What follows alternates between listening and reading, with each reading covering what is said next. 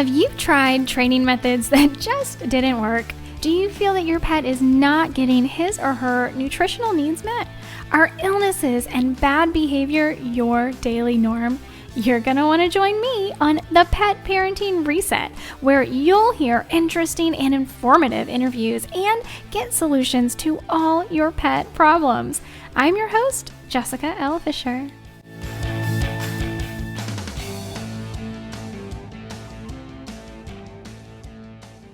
Welcome back, pet parents. Today we are talking about spaying and neutering your dogs, and I have to say there are lots of things. We always change our mind, right? Because we grow and we learn new things, and that is part of being a human, right? Is learning new things and growing and changing our perspective. There are two things that are still fairly controversial that I have definitely changed my opinion on in the past few years. One of them being breeding dogs, and the other being spaying and neutering your pets. Now, I say that they're still pretty controversial because the opinions that I have today are slightly different from the mainstream narrative. That isn't to say that there isn't merit in what the mainstream narrative is, and we're going to talk about that. I'm not talking about breeding today. I think we're going to do a whole other podcast episode on dog breeding, but today we're specifically talking about spaying and neutering our pets. And for many, many, many years, I was very much on board with what the mainstream narrative in the US is, right? It is, a spay and neuter your pets, like period, and end of story. And there are even some states like California who make it a law that if you adopt a dog from a shelter or a rescue, and then some breeders have also adopted this, that that pet has to be spayed before it leaves the shelter or the rescue.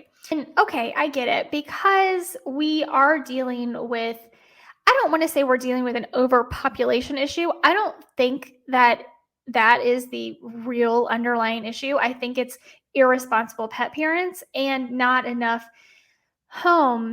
responsible homes for the amount of dogs and cats that are in the shelter system.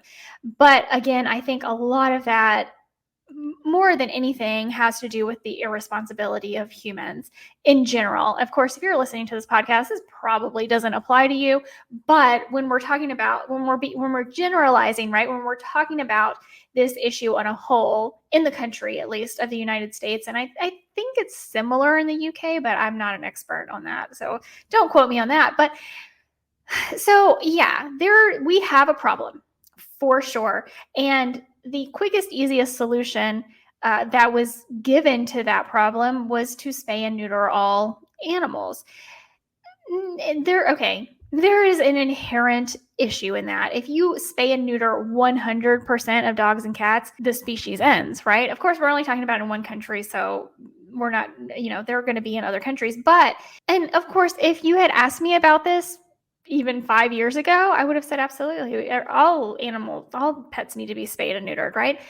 Well, okay. So let's talk a little bit more about why this one-size-fits-all solution isn't relevant and isn't sustainable. One is that, we're seeing so many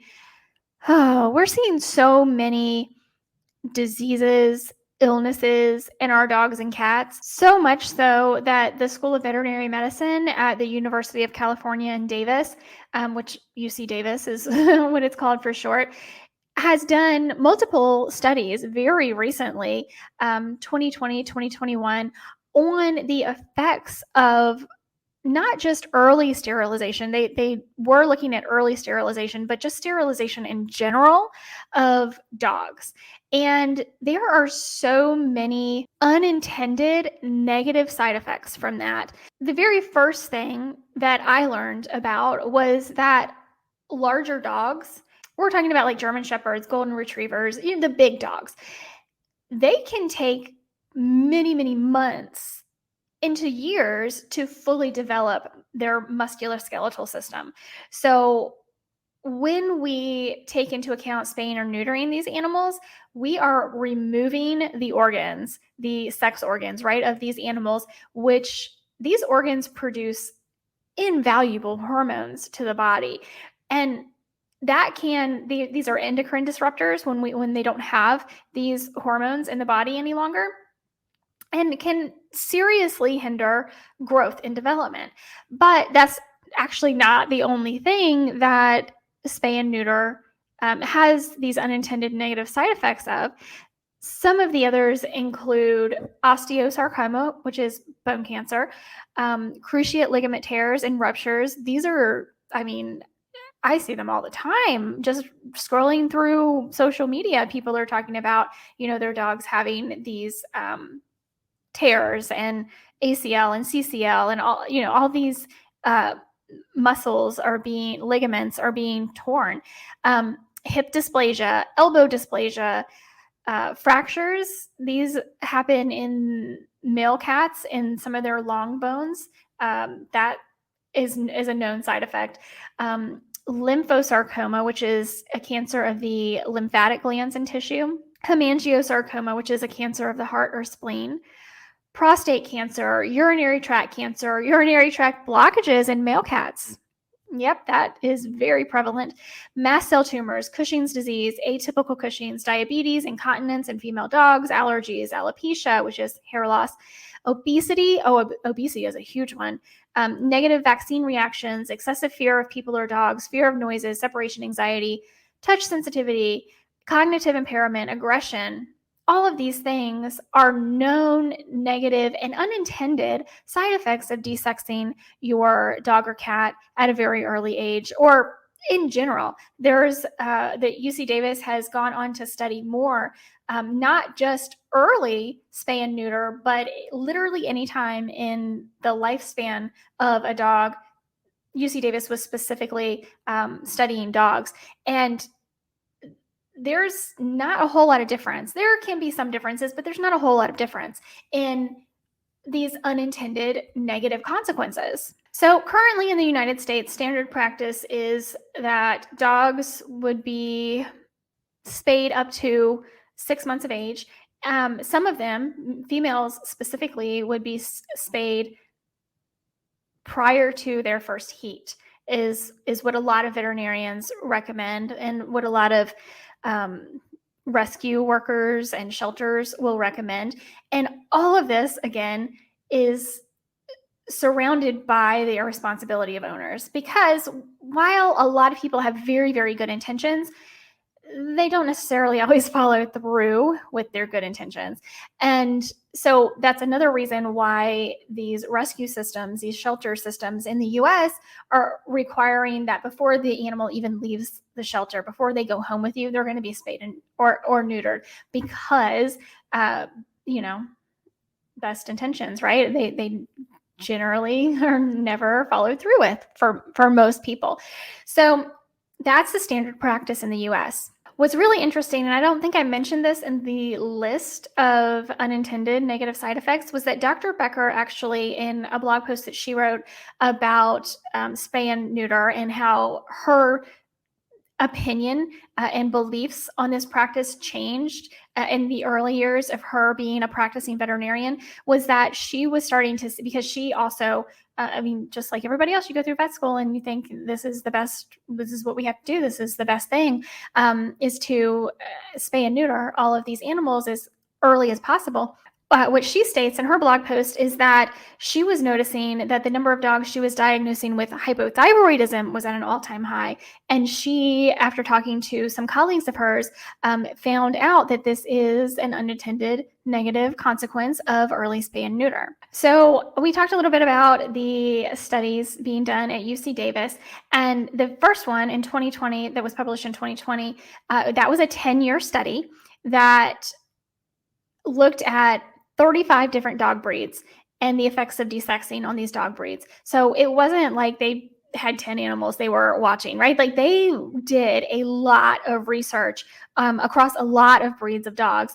And then in 2021, they expanded upon that to mixed breed dogs, because the reality is most of us have mixed breed dogs. So in the 2021 study, both the 2020 and the 2021 study, they did find at these UC Davis was that the age of spay and neuter didn't necessarily affect the risk level of these negative unintended consequences, right? So regardless of whether they were spayed early or later in life, the risk is about the same, because again, we're removing the sex organs from the body, and that means that those organs are no longer producing the necessary hormones in the body, and that is just causing all kinds of havoc in our pets' bodies. So what Dr. Becker advocates for, and I am completely on board with this. In fact, I have started telling many people about this. Unfortunately, not too many veterinarians are doing this, but ask around. Instead of spaying or neutering your pet, which, let's be honest, while it would be best to leave our animals as nature intended them, right? That is the best case scenario. The reality currently in our lives in the country is that there are just so many animals, millions of animals, dogs and cats, being killed every year because we don't have enough homes for them. We don't have enough responsible people adopting them, and the shelters are just overwhelmed. It's unfortunate. And granted, I think, spay and neuter was the best that they knew to do at the time to help end as much suffering as possible.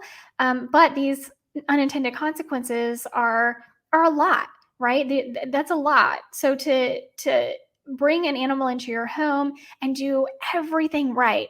You're the best pet parent you can be. You're feeding a species appropriate diet. You're getting your dog plenty of exercise. There's plenty of environmental enrichment. You're reducing the stress on both you and your dog because your stress affects your dog. You're doing theoretically everything right, but your dog was spayed or neutered early on in life, or at all, right, in life. And so these hormones that are missing now from your dog's body because their sex organs were removed, I mean, these are things that we can't go back and fix. Even with hormone therapy, these things are not being, whatever may be going wrong in your dog's body, hormone therapy isn't enough to fix it. That's another study that was done. So what do we do, right? And there are absolutely things we can do. If we think about how we do vasectomies and hysterectomies in humans, we can do that with our dogs as well. So we can actually sterilize our pets without removing their sex organs, very much in the same way we do with humans. And this allows the sex organs to remain intact and continue producing the necessary hormones in the body. We're also allowing we're allowing our dogs and cats to be as close to as nature intended them to be as possible, to give them the best opportunity to thrive, right? For their bodies to be running on all cylinders and thriving and not just surviving. That's not to say that there is never an instance where it couldn't be medically necessary to remove the ovaries or the testes, right? These things can happen. There can be medical necessity for this, but that is much like that risk percentage is much smaller than the risk we're seeing in just blindly desexing all of our animals.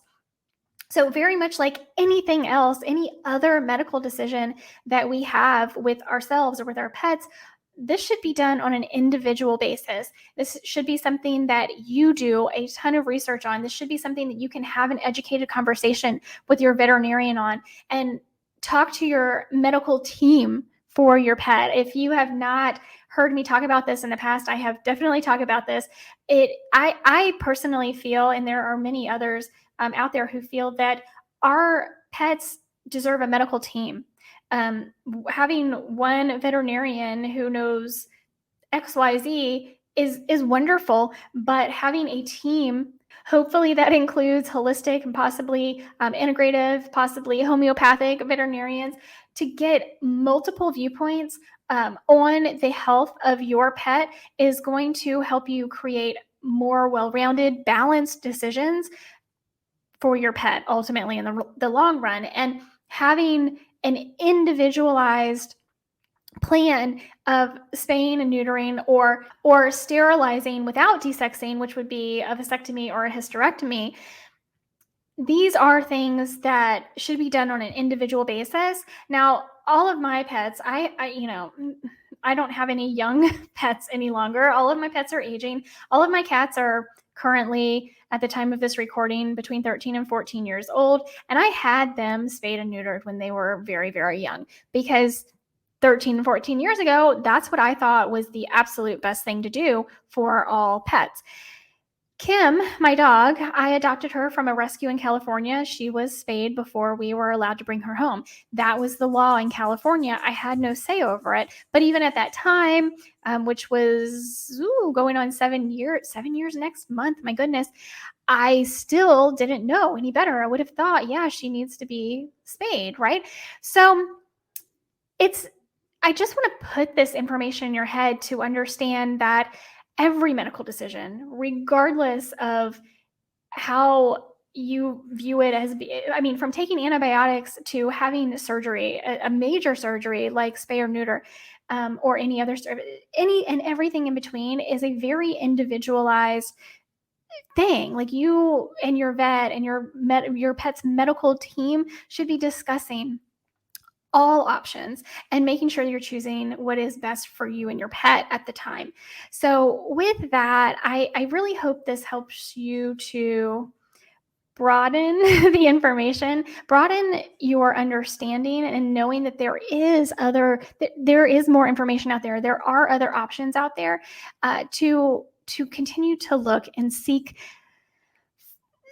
for all of the best options that you think is going to make your pet the happiest and healthiest they can possibly be. So with that, I'm going to go ahead and end today's podcast. Make sure you are finding me on social media so that we can have a conversation about this podcast, other podcasts, what's going on with you and your pets. I would love to hear from you. I'm all over the place. Instagram is a great way to get in touch with me, but the very best place to get in touch with me is going to be to join my Patreon. So we have a wonderful, tight-knit family over on Patreon. You get exclusive content over there, first look at content over there. There's lots going on over there. And Patreon is actually coming out with a lot of new features. So every new feature they put out, I'm going to be on board with it. So there's lots to come in 2022 for sure. For our Patreon family, you can join for as little as $1 a month. You can go to thepetparentingreset.com and click in the navigation menu, click on Patreon, or you can go to Patreon and search the Pet Parenting Reset or Jessica Fisher, which is my name. So with that, you guys are doing wonderful. I know you are. Just because you're listening to this podcast, you're a wonderful pet parent. I know you're trying your best and you are doing everything you can to get as much good information to make the best decisions for your pet. So give your pet some extra love from me today. And until next time, bye guys.